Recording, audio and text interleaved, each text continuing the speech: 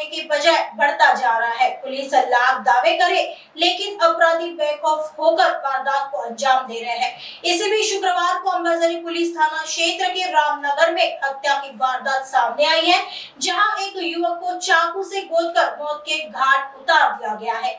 घटना की जानकारी मिलते ही पुलिस मौके पर पहुंच चुकी है। पुलिस से मिली जानकारी के अनुसार अंबाजरी पुलिस थाने के अंतर्गत रामनगर में दिन दहाड़े एक गैरेज चालक की हत्या की चौंकाने वाली घटना सामने आई है, जिससे परिसर में खलबली मच गई। प्रारंभिक जानकारी के अनुसार दोनों युवकों के बीच गाली गलौज होने से आरोपी युवक ने हत्या की घटना को अंजाम दिया। प्राप्त जानकारी के अनुसार हत्या जगह के विवाद के चलते की गई है। इस मामले में 2 आरोपियों का समावेश होने की जानकारी मिली है। फिलहाल पुलिस ने एक आरोपी को गिरफ्तार कर लिया है और फरार आरोपी की तलाश पुलिस कर रही है। आगे की जांच अंबाजरी पुलिस कर रही है।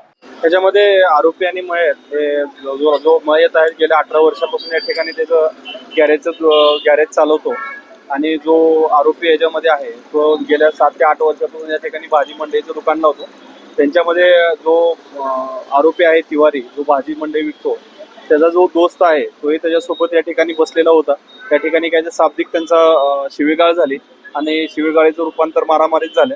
त्यानंतर त्या मारामारीच्या याच्यामध्ये जो मृतक आहे निकोसे, तर त्याच्यामध्ये मृत्यू झालेला आहे। याच्यामध्ये आम्ही ते माहिती घेतोय की यापूर्वी त्यांचे काय भांडण होतं, पण आता एवढ्यात तरी आम्हाला माहितीप्रमाणे या ठिकाणी कोणता वाद झालेला नव्हता किंवा त्या संबंधी आपण अधिकची माहिती घेतच आहोत।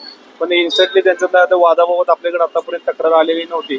पूर्वी आलेली असेल तर त्या संबंधी माहिती आम्ही घेतोय आणि जो काय वाद हा पाहिली जागा तर हे सार्वजनिक जागा असल्यामुळे त्या संबंधी वादेचा संबंधी जागा असणे हा कुठंतरी म्हणजे नसावा असा वाद, पण दुकान लावण्यावरून त्यांचा वाद असू शकतो, त्याची माहिती घेण्यात। जो मेन आरोपी आहे तिवारी, तर त्याला आपण ताब्यात घेतलेला आहे।